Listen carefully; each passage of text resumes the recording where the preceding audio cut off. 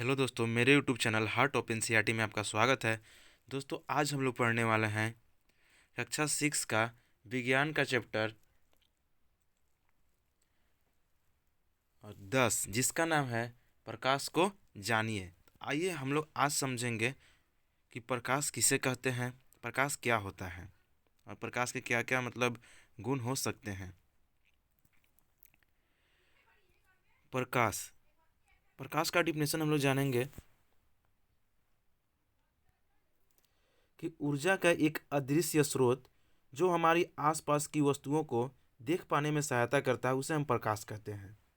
जैसे कि आप समझने की कोशिश कीजिएगा, प्रकाश किसे कहते हैं। तो प्रकाश एक प्रकार का ऊर्जा है, और ऊर्जा का एक ऐसा अदृश्य स्रोत जो हमारे आसपास की वस्तुओं को देख पाने में सहायता करता है, उसे प्रकाश कहते हैं।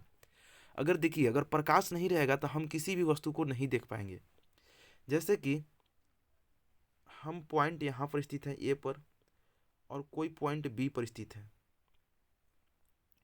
और यहाँ पर रोशनी है, यहाँ पर रोशनी है, और यहाँ पर अंधेरा है। तो हम ए पॉइंट पर स्थित हैं और कोई बी पॉइंट पर स्थित है। तो देखिए, हम ए पॉइंट से बी पॉइंट को देख सकते हैं आसानी से, क्योंकि यहाँ पर रोशनी है, मतलब यहाँ पर प्रकाश है।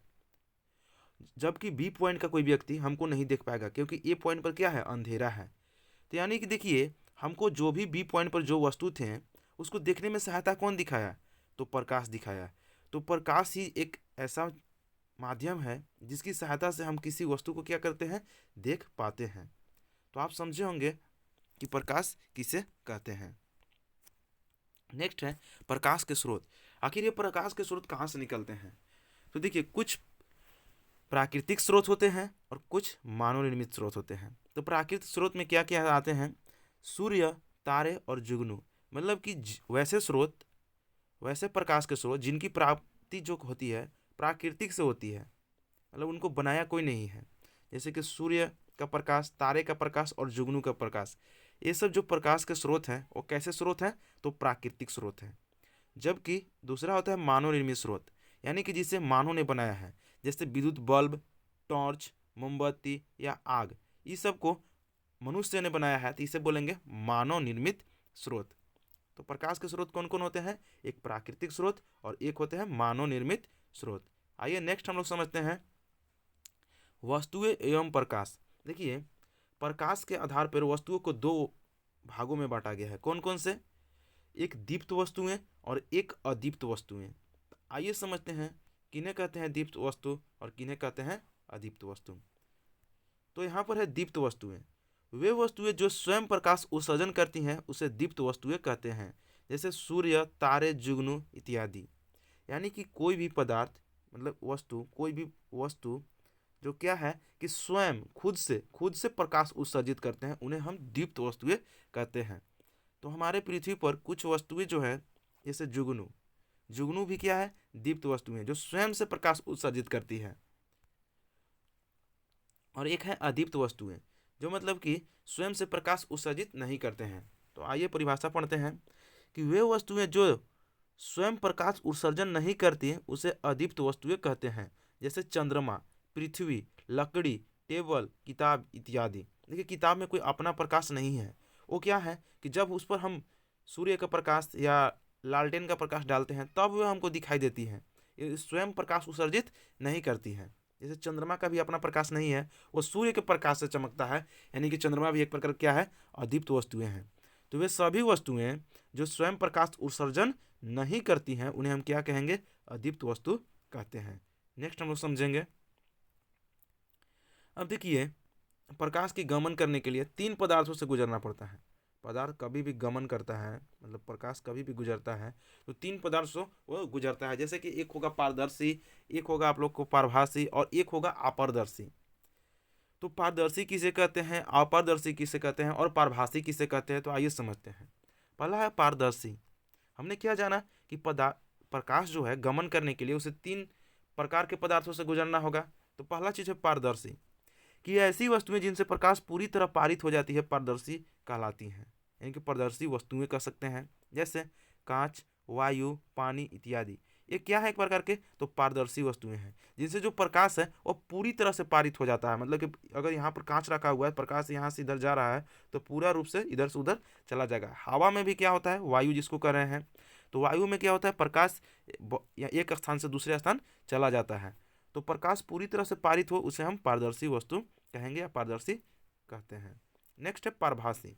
पारभासी का अर्थ होता है कि थोड़ा थोड़ा, मतलब कि थोड़ा थोड़ा पास होगा।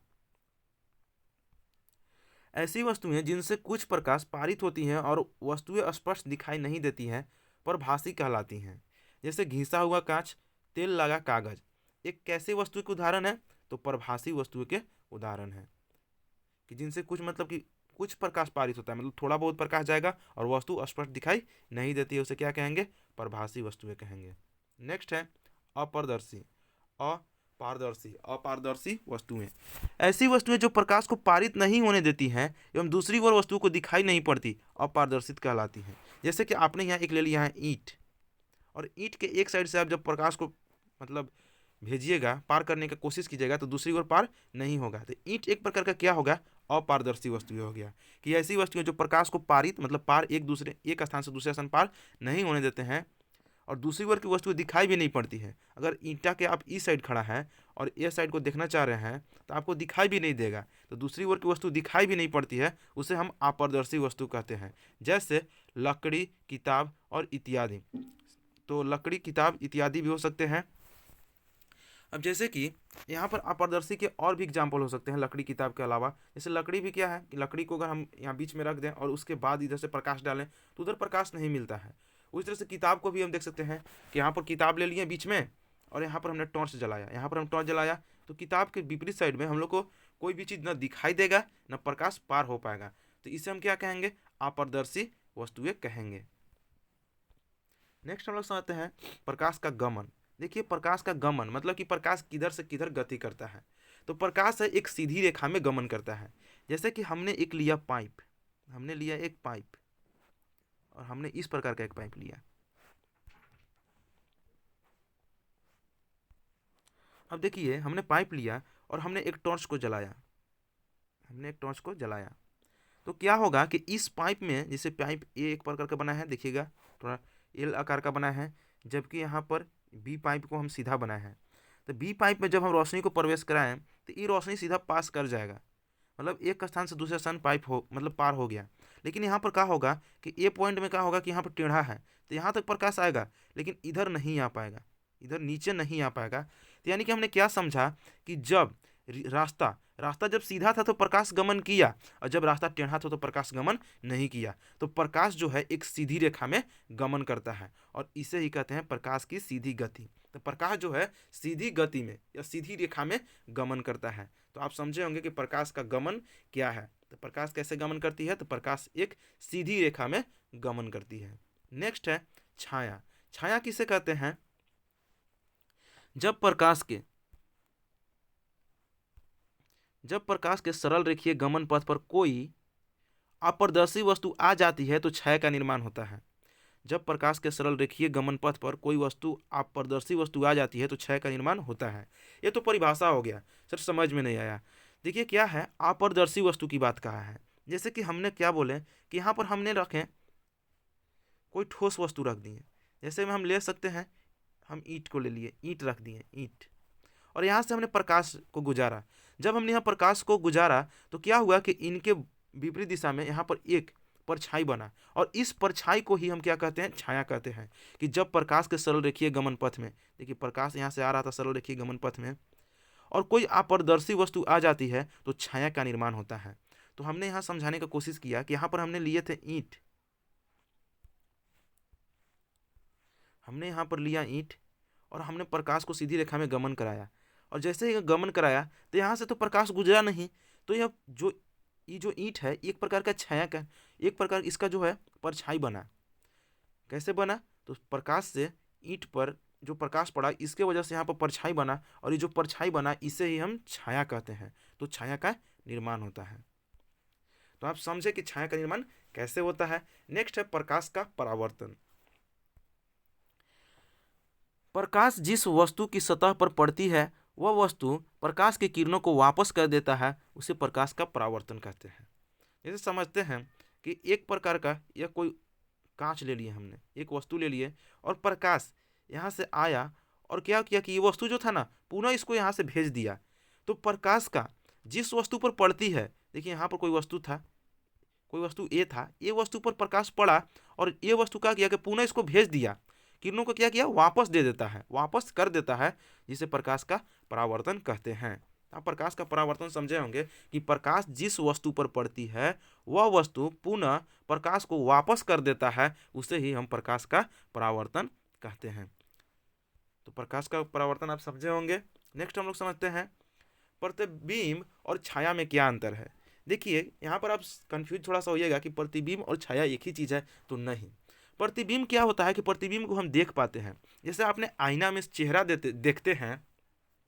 देखिए आप ही हैं, जब आप आईना में, इसको ऐनक कहते हैं, ऐनक में जब आप चेहरा देखते हैं तो आप जो चेहरा देखते हैं वो एक प्रकार का प्रतिबिंब हुआ।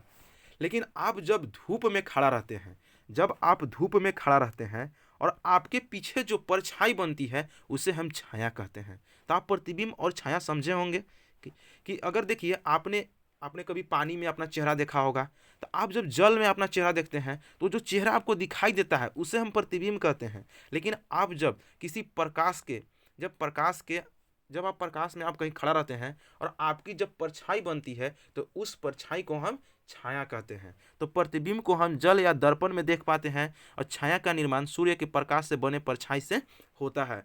तो आप परिभाषा और एग्जाम्पल के माध्यम से आप प्रतिबिंब और छाया में अंतर निकालना समझ गए होंगे। तो मुझे आशा है कि यह वीडियो आप लोग को अच्छा लगा होगा और यह वीडियो यहीं पर समाप्त होता है। तो आप लोग को मेरा प्रयास कैसा लगा आप लोग कमेंट में जरूर बताइएगा और मेरे चैनल पर यहाँ तो चैनल को सब्सक्राइब कर दीजिएगा। थैंक यू दोस्तों, जय हिंद।